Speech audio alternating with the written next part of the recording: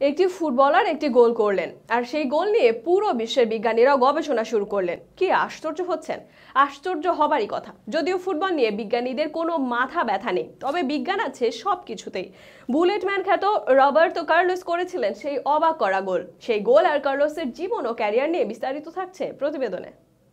জারিনহো পেলে, রোনালদিনহোর ব্রাজিল কিংবা ক্লাবের হয়ে পুরো বিশ্ব কাঁপিয়েছেন পুরো ক্যারিয়ার জুড়ে। আর সেই ব্রাজিলেই আছেন ফ্রি কিকের জাদুকর রবার্তো কার্লোস। ব্রাজিলের বেশিরভাগ ফুটবলারের মতোই দারিদ্র এক পরিবার থেকে উঠে আসা কার্লোস ইতিহাসের অন্যতম সেরা লেফট ব্যাক।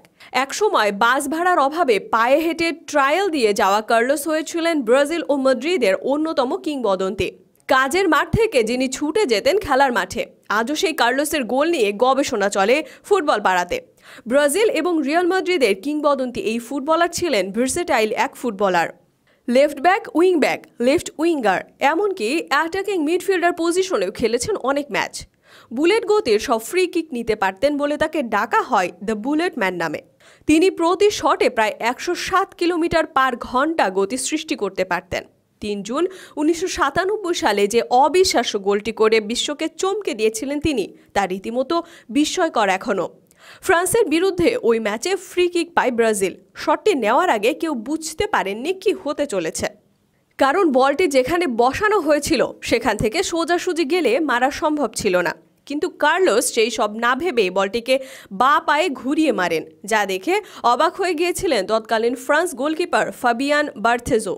দেখে মনে হয়েছিল বলটি কর্নার ফ্ল্যাগের দিকে যাবে, কিন্তু সবাইকে অবাক করে দিয়ে বলটি বিপরীত দিকে ঘুরে পোস্টের গা ঘেঁষে গোলে ঢুকে যায়।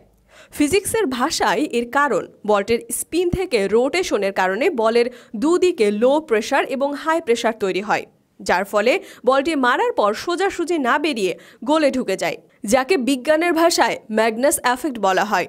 2 দশক পরও কার্লোস বলেন, সত্যি বলতে আমি এখনও জানি না কি করে ওটা করলাম। সুন্দর গোল ছিল, কঠিন পরিশ্রমের ফল পেয়েছিলাম গোলটা হওয়ার পর, যেটা আমার কাছে খুব স্পেশাল। এইরকম গোলের পর অনেকের কাছে হার মানতে হয়েছিল ফিজিক্সকে। বিশ্বের তাবড় তাবড় পদার্থবিজ্ঞানীদের মধ্যে এই নিয়ে হইচই পড়ে যায়। 4 ফরাসি বিজ্ঞানী গুইলাম ডুপেক্স, অ্যানি লিগভ, ডেভিড কুয়ার এবং ক্রিস্টোফ ক্লানেতের মতে সঠিক গণনা এবং দূরত্ব ও শক্তি যদি আবার পুনরায় করা হয়, তাহলে যে কোনো খেলোয়াড় এই গোলটি করতে পারবেন। তবে ব্রাজিলের সাও রবার্তো কার্লোস ফিজিক্স ইনস্টিটিউটের প্রফেসর লুইস ফার্নান্দো ফান্তানারির মতে দূরত্ব, পায়ে বলে সময় খুবই বিরল ছিল, ফলে অবশ্যই এটি মিরাকেল গোল। বাতাসের সাথে বলকে সঠিক গতিতে প্রেসার দেওয়ার পর এমন বিস্ময়কর গোল হয়েছিল।